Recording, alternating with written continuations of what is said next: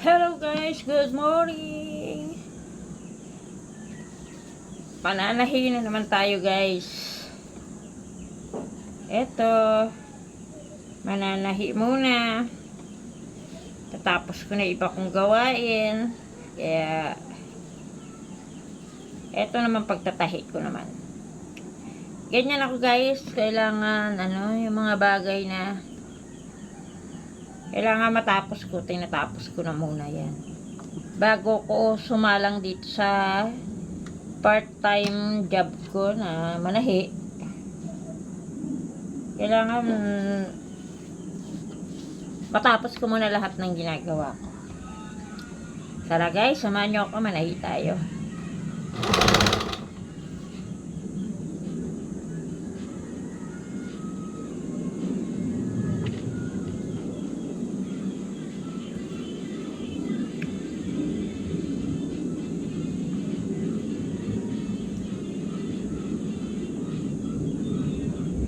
Alam nyo ba guys, ito yung sinimulan ko yung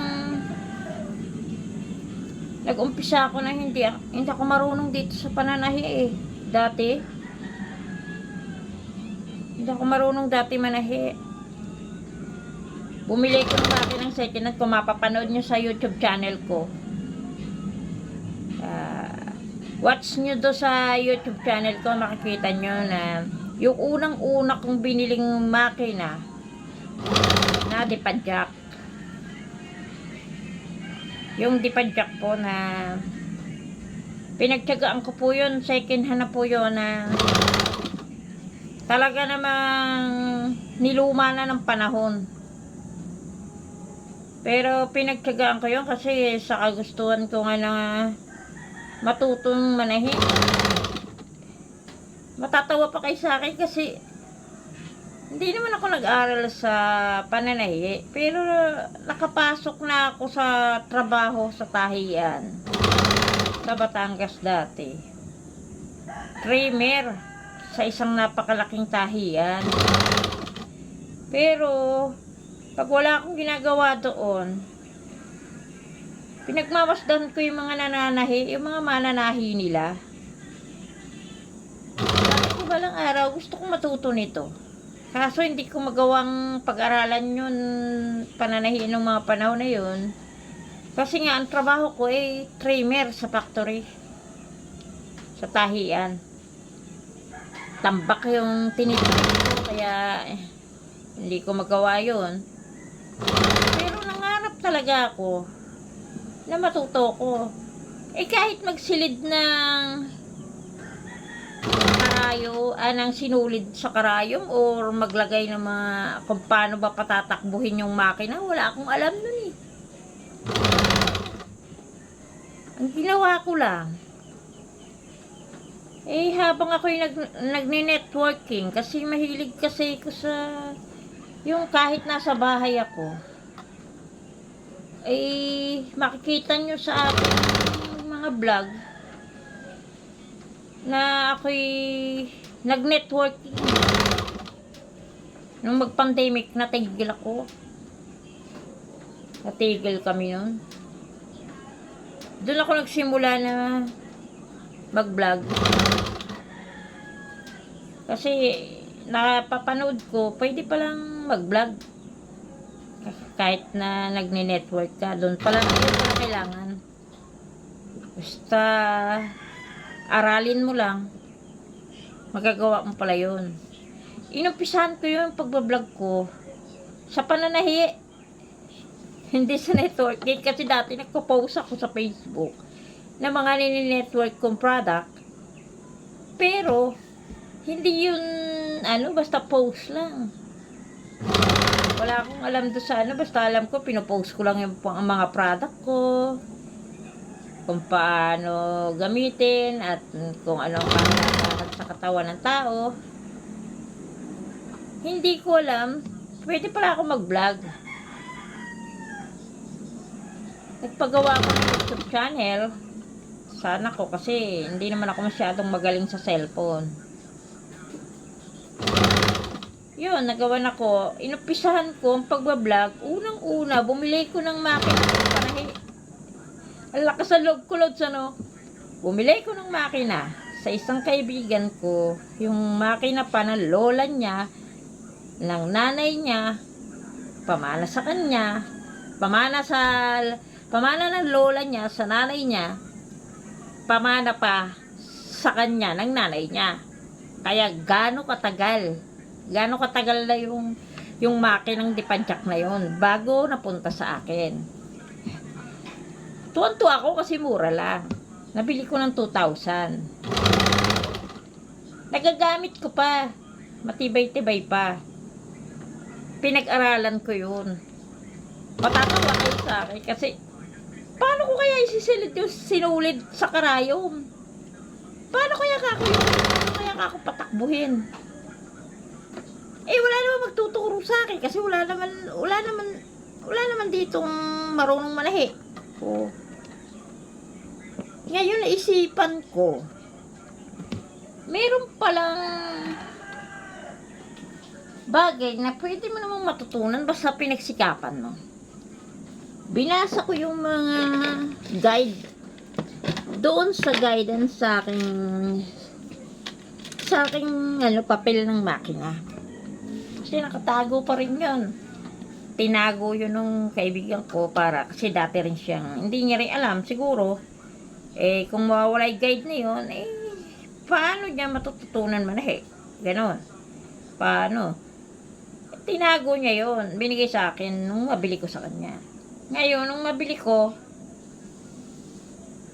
naisip ko yung papel na yun, paano magsilid sa karayom ng sinulid. At saka paano patakboyin yung makina. Hindi ko alam. Di padyak yun. Di padyak. Nakita niyo po siguro yan sa aking vlog. Sa aking YouTube channel.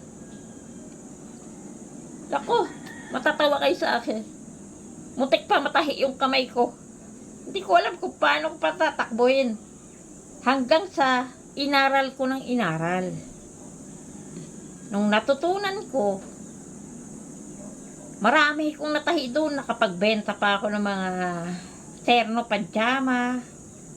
Natahi ko.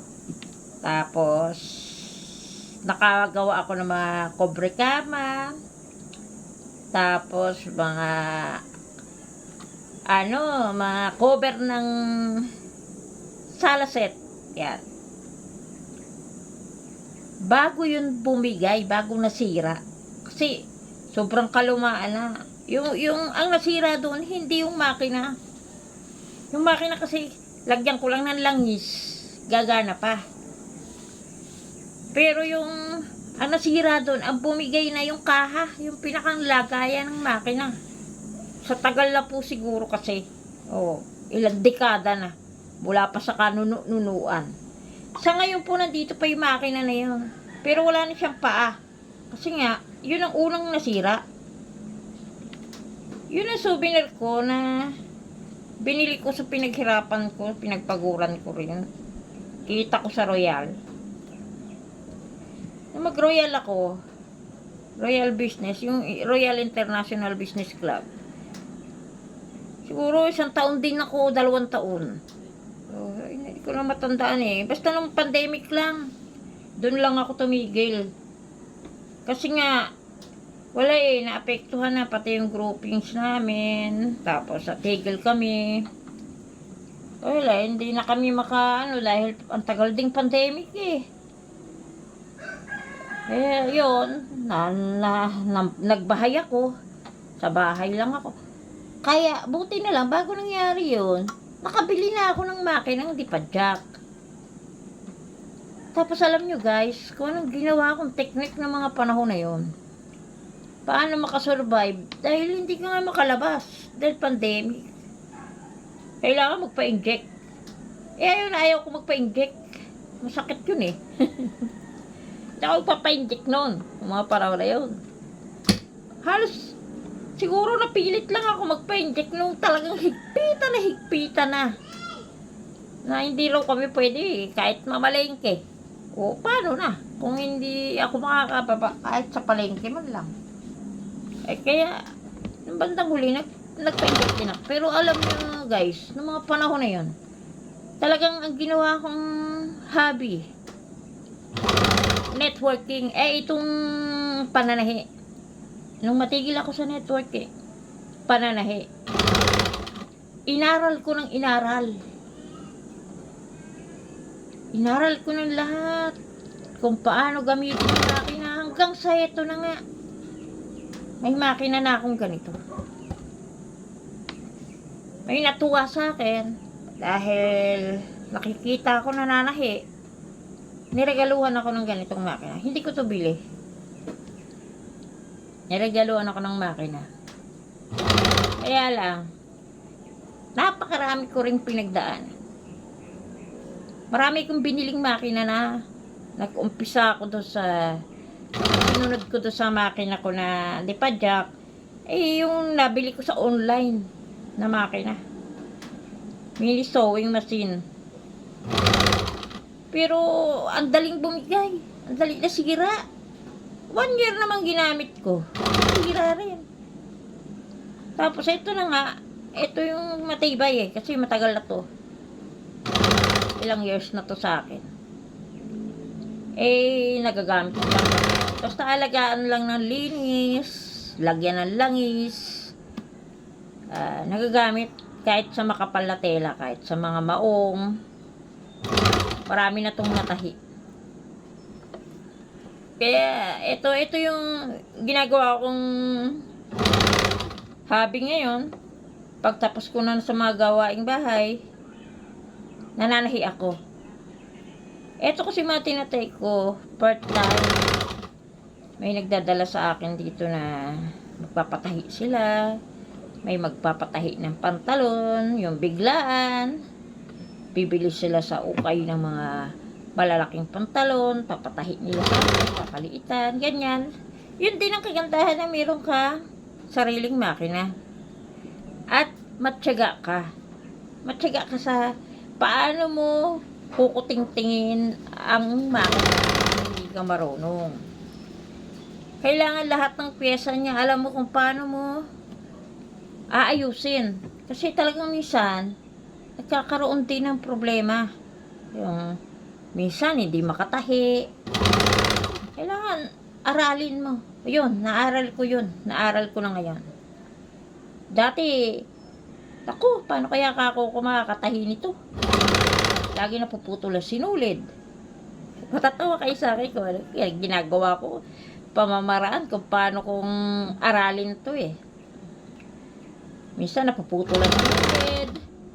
Minsan naman hindi makatahi. Laktaw-laktaw, ang lalaki. Yung inaral ko siya ng inaral. Ako, natutunan ko rin. Awa ng Diyos. Ngayon, karoon mo ng problema yung makina. Alam ko na kung paano ko aayusin. Alam ko na kung ano yung technique para siya makatahi. Para hindi magbuhol-buhol yung mga sinulid niya. Ito alam nyo ba yung makina ko dalawa? Yung isa, pinaayos ko sa gawaan. 3 to yung isa Lipadjak. Yung iba, dinispose ko na kasi ano na yun yung binili ko sa online, nasira naman yun bilis niyang masira, matahian mo lang siya ng kapalibasa, mura lang kasi yun. Pero ito naman ito kasi mamahalin. Kahit paano mahal din to. Pero hindi ito yung talagang hagibis na makina. Hindi ito yung talagang ginagamit sa tahian. Kasi yung ginagamit sa tahian, aging talaga. Yung mga talagang makinang panahi. Ito, pambahay lang. Kumbaga, magagamit mo ring part-time. Yun ang kagandahan dito. Kasi nagagamit ko to sa part-time. Kagaya nito, mga part-time to. Yeah. Paano ginagawa ang mga bagay-bagay kung hindi mo nga aaralin Kaya lahat ng bagay inaaral ko Hindi ko sinasayang ang oras ko sa layas-layas hindi. Pag nasa bahay ako, marami akong bagay na inaaral na pagkakakitaan. Yung marangal. Kasi Kailangan natin yan. May mga anak tayo na pinapag-aral. Kailangan natin yan. Maging positive mind. Huwag tayo susuko. Mahirap man ang buhay. Pero tuloy-tuloy lang. Kagaya ng ginagawa akong pagpo-post sa Facebook. Hirapan man ako. Pero tuloy-tuloy lang. Hindi ako titigil. Ganyan ako eh. Titigilan ng isang bagay hanggang hindi ko nakukuha hanggang hindi ko nakakamit yung aking pangarap. Kasi lahat ng bagay ay kaya mo. Basta kakayanin mo. Patatalo sa mga negative mind. Maraming negative mind. Ako kasi, lagi lang akong positive. Ayokong maging negative. Kasi pag negative ka, pumapasok lalo yung problema sa'yo. Pag ang inaral mo ay yung mga negative mind, hindi ka na magkakapera sa ganyan. Nakakaya naman, bakit post ka ng post? Hindi ako maiiya. Wala naman akong sinasagasa ang tao. Kundi, nagsisikap lang naman ako sa buhay. Para sa pamilya, para sa pangarap. Alam nyo ba, kahit tayo'y mahirap lang, yung makamta natin ng isang bagay na hindi tayo nanagasa ng tao, na hindi tayo nakakasakit ng kapwa, nakakatulong pa tayo. Paano gawin ang isang bagay? Ganyan kasi. At pag ganyan na naging mind mo, huwag kang hihinto. Tuloy-tuloy lang. Alam nyo ba na may mga networking pa rin akong trabaho? Mga part-time. Kasi hindi ko naman pwede ang full-time. Gawa ng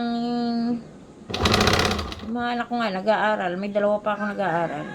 Walang mag-aasikaso ng paglalaban ng damit nila. Walang magluluto sa kanila. Kaya hindi ako pwede ng full-time na work. Kagaya ng iba kong kasama sa trabaho.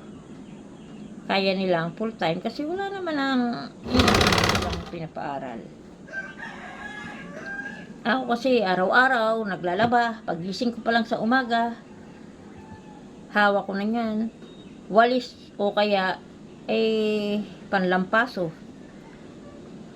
Habang nagluluto ako, naglilinis ako ng loob ng bahay. Pagkatapos niyan, tapos ko maglinis ng loob ng bahay at matapos ako magluto at nakaalis ng mga estudyante, aasikasuhin ko naman yung labas ng bahay. Magwawalis naman ako sa paligid kasi talagang napakarumi. Pagkatapos nun, at natapos ko na lahat, pati yung aking mga tanim na halaman, nagdidilig din ako. May mga alaga naming hayop, tsaka lang ako makakapaglaba. Aasikasuhin ko naman yung paglalaba. Pag natapos ko, wala na ako talagang ginagawa. At maaga pa naman, eto, ginagawa ko. Hahawakan ko na tong makina para manahig. Ang pasingit-singit lang, natatapos din yung isang bagay. Kumikita ka pa kahit paano.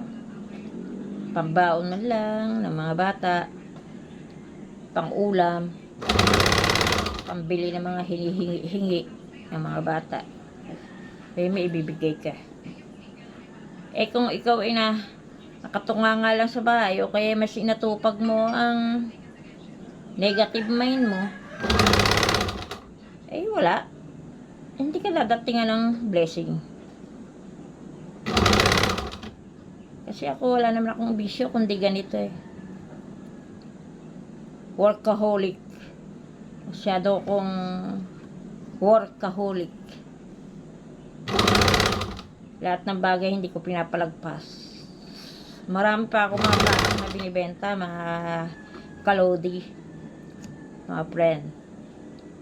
May mga product pa ako kahon-kahon na naibibenta ko rin online. Nagagamit din namin. Yung tubo ko, panggamit nila sa bahay. Ganun lang eh. Para gumaan-gaan ang pamumuhay, kailangan alisin na yung mga negative mind. Magalit mo sa yung kapwa, huwag kang magagalit sa kapwa. Kaya ang bawat isa na magsikap. Kasi ako, ang tao na lahat ng bagay pinagsisikapan ko. Kaya nung pandemic, hindi ko naman naranasan talaga yung kami kumain. Pandemic, pero masarap pa rin yung kinakain namin. Kasi nga, kahit nasa bahay ako, kumikita rin ako. Oo, mahirap sa katawan. Kasi wala kang pahinga. Ang pahinga ko lang gabi. Yung matutulog ka na lang yan. Ako, manonood muna ako ng TV bago ako matulog. Yan, ganyan ako mga loads. Gaya nito. Mamaya-maya magluluto na ako niya. Kasi babusog pa naman yung mga bata. Anong oras na? Kailangan ko lang magluto. Pero aga pa naman. Tingnan nyo mga loads, oh. Yan. Eh, tinatahi ko na mga bagay na ano sa akin kasi ito, patahi. Manipis lang na tela para sa bintana. Pasingit-singit nga lang itong ginagawa ko, hindi naman ito minamadali ng mayari. Kahapon kasi, may siningit din akong tinahi. Ayun naman yung may gagamitin yata sa sa sayaw. Palda ng estudyante. Kaya kahapon na hapon, yun naman ang tinahi ko. Palda ng estudyante, gagamitin sa pagsasayaw. Ayun ang ginawa ko naman kahapon na hapon. Eh ngayon, ito naman. Malapit na tumatapos.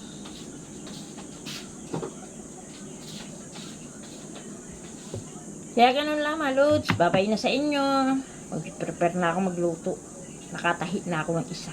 Okay na. Matatapos naman na to. Bye-bye! Paki-share naman po at paki-like, paki-subscribe naman po ng channel ko. Maraming pong salamat sa lahat po ng mga followers ko sa Facebook.